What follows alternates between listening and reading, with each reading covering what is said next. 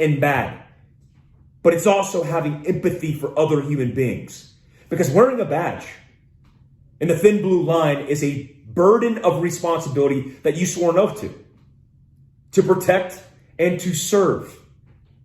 And so if you're not protecting and you're not serving, you don't deserve to wear the shield. I take great pride in law enforcement officers who do their job the right way. When I was a young special operations team sergeant, which I did 4 years of that, the last year I had a group in 19th Special Forces group. And I had a young man who was actually not a young man at all. He was older than me, and I was his team sergeant. He was a 42-year-old who graduated the Q course at 42, a young E5. He spent 20 plus years in the San Antonio Police Department. I went out with him on a couple of nights of ride-alongs and witnessed what good policing looks like. Building rapport and relationships with people, where people came to him, shook his hand just for seeing him in the streets. Young thugs coming to him, giving him information to help him because he knew that he was the right person for the job. He was doing what he was doing best, and that was protecting and serving his community. I've worked with 100 different agencies throughout the United States, and I've seen that behavior. Good police officers in it for the right reasons, doing the right thing every single day. Have I seen bad police officers in the context of training? No. But are there bad police officers? Unequivocally, yes. You can't blanket a race, a genre, based on the circumstances involved with one or two or however many. Minneapolis, Minnesota has a lot of recovery to do. Their policing agency has lost the trust of the people. But what happens next? How do we fix such a broken problem? Well, one, we got to look at the internal leadership of that department. We need to look at every level of leadership from the governor to the mayor. And we as citizens need to get better involved in our own communities. Not advocating for violence, not assembling groups of people who are willing to destroy their own community, but who are willing to come to the table and determine what they're going to do as voters, as law-abiding, as community leaders to make change in their own communities. I think the inherent problem is the way we police in America, period. Because you know how here's the analogy I use, because this is similar to combat. You know how we police the world of terrorism? We go into an area, we set up a base of operations.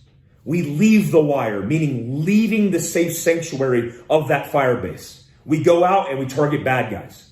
But what happens when we kick in a door and we kill a bad guy around his family?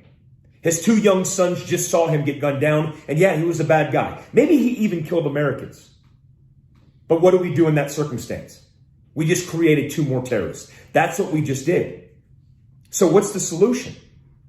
Well, the solution is what I call village state stabilization operations, VSO. It's a tactic that we use in the global war on terror that helped us build relationships to win battles.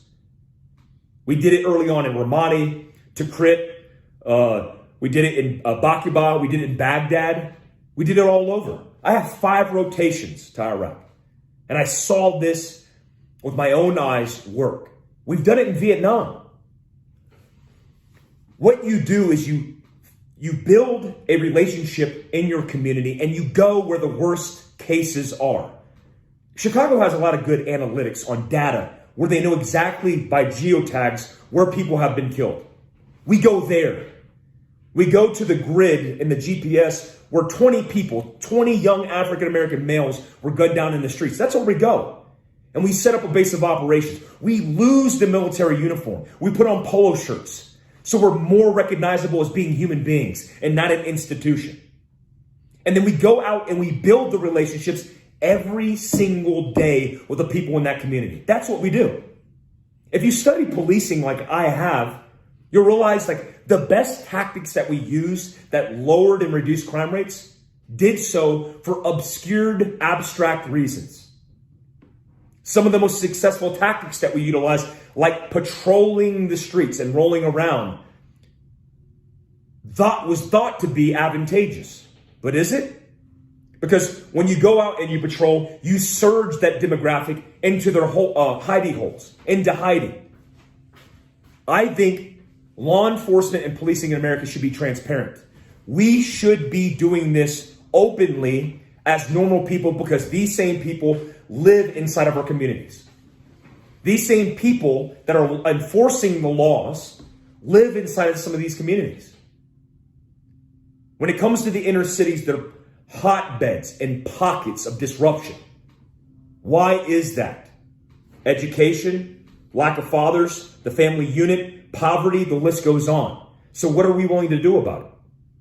We need to make change. Not just the simple same things. Young African American dies. Is it a white guy or a black guy that killed him? White guy, hashtag, Facebook ads, propel and mobilize the forces, riot, burning down our communities. That's the standard operating procedure. So when's that going to change? It needs to change. I hope you guys found some value out of that conversation because all it's intended to do is advocate more conversation, coming to the table with solutions instead of jumping to conclusions. To George Floyd's family, I'm sorry for your loss. I pray for your family and for your friends and for George Floyd's soul. I'm so apologetic on behalf of somebody who trains law enforcement officers. That is not a